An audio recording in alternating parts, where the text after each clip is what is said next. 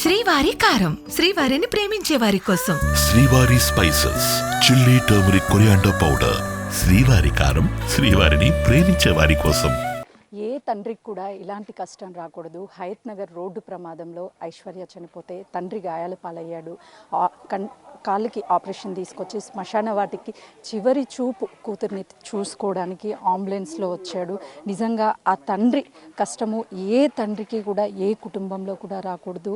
ఈ అంబులెన్స్లో ఇద్దరి డాక్టర్ సహాయంతో శ్మశాన వాటికి తీసుకొచ్చారు. ఇలాంటి సమయంలో అసలుకి తండ్రిని మాట్లాడించడం అనేది కరెక్ట్ కాదు. బట్ ఆ తండ్రితో ఒక్కసారి మాట్లాడించే ప్రయత్నం చేద్దాము. బిగ్ టీవీతో ఎక్స్క్లూజివ్గా ఐశ్వర్య తండ్రి పాండు ఉన్నాడు. ఎలా ఉంది అండి మీ ఆరోగ్యం? పాప చనిపోయింది అమ్మ.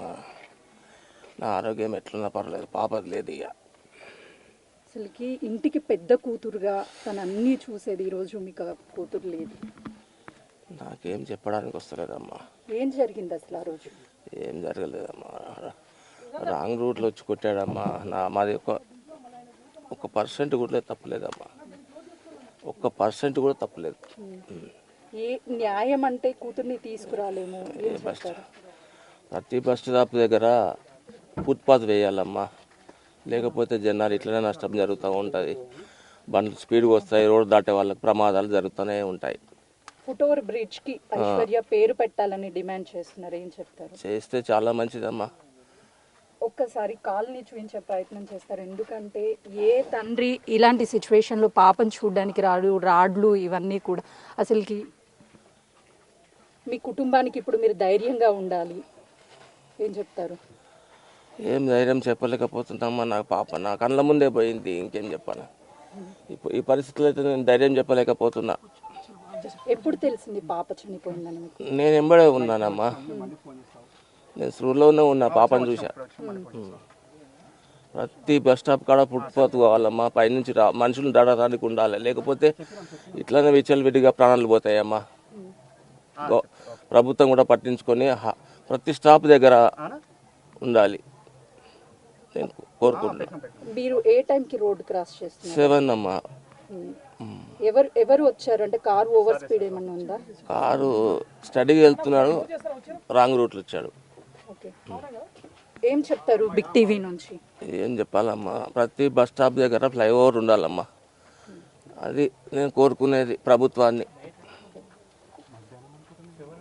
7 o'clock పొద్దున్నే. ఉదయాన్నే. పాప ఏం చెప్పేది? తన ఆశయాలు ఏంటి? డాక్టర్ అవ్వాలనుకుంది అమ్మా. బాగా కష్టపడి చదివింది. అవుతుంది అనుకున్నా నా పాప కూడా.